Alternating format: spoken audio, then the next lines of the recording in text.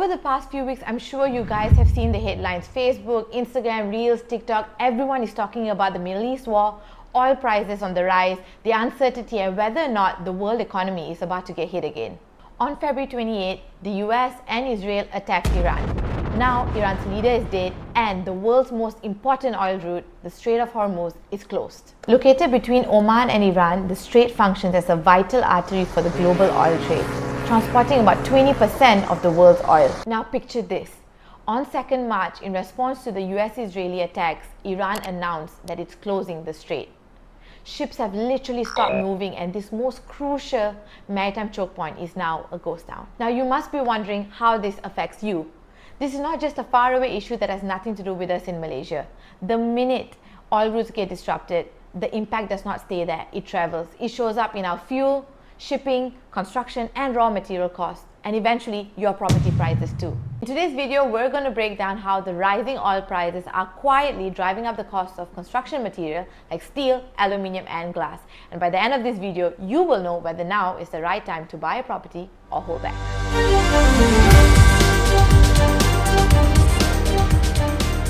Hi guys, welcome back to my channel. If you're new here, my name is Tanisha and I make videos on the upcoming projects in Klang Valley as well as the latest news on the property market.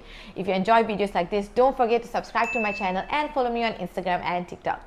Now let me simplify this whole situation for you. What's happening at the moment is not just a regular war, it's a disruption to one of the world's most important supply routes. So when ships avoid the Strait of Hormuz, these ships don't just disappear. They take a much longer route, rerouting around the whole of Africa, and that, guys, is a huge problem because now delivery time takes longer, fuel cost goes up, and shipping companies are adding extra charges. And here's the important part that most people don't realize. Companies are not absorbing these additional costs. You are. Because almost everything that we use, from devices, clothing, and basic goods, comes through shipping. So when shipping becomes more expensive, the prices of these goods quietly go up. But the biggest impact is actually on construction because materials like steel, aluminium and glass, these are heavy. You can't just fly them in, they've got to come by sea. And when supply gets disrupted and transport becomes more expensive, the cost of these materials go up, and developers are already starting to feel this. Which means they really only have two choices: either cut down on the quality or increase the selling prices. And this is where it starts affecting you directly because now all future property launches are going to be reflecting these higher costs. You might start seeing smaller units, simpler finishes and higher price per square foot. And that is not because developers want to charge you more, but it's because it's just more expensive to build. And this is the part I really want you to understand. When you are waiting because the market feels uncertain, the cost to build is already increasing behind the scenes. So by the time you feel comfortable again and you decide to come back into the market, this time you're not entering the same market anymore. You're entering a more expensive market. And this is exactly where smart buyers think differently from emotional buyers. Emotional buyers look at scary headlines and freeze, while smart buyers ask themselves this: has the market already adjusted to the repricing? Can I buy today's launches at yesterday's cost base? And am I able to secure current pricing before the next wave of adjustment happens? These are the real questions, guys. And you know what? We've seen this pattern before. During COVID, people were scared. People said the market was going to collapse. And people delayed decisions because they thought waiting meant safety. But what happened after? Construction costs went up. Supply chains got hit. Inflation came in.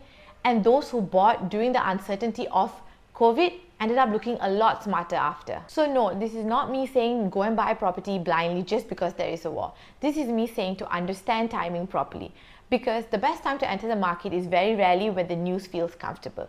Usually by the time everyone feels confident again, the best prices are gone, the best units are gone, and the market has already adjusted to the new pricing. Now, does that mean that any property is a good buy right now? Of course not. This is where most people tend to go wrong again because they hear buy during uncertainty and they go out and they just buy anything.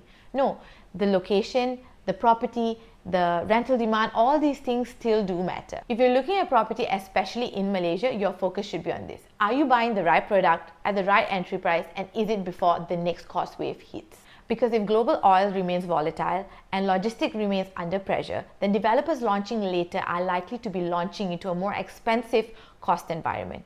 Bank Negara has said that in 2026, inflation is expected to be moderate, but has also flagged up that global commodity prices may remain volatile or may get volatile in view of recent developments. In other words, the risks are still very real. And usually when that happens, the buyers who moved earlier have the advantage. So if you ask me, is this the time to panic? No.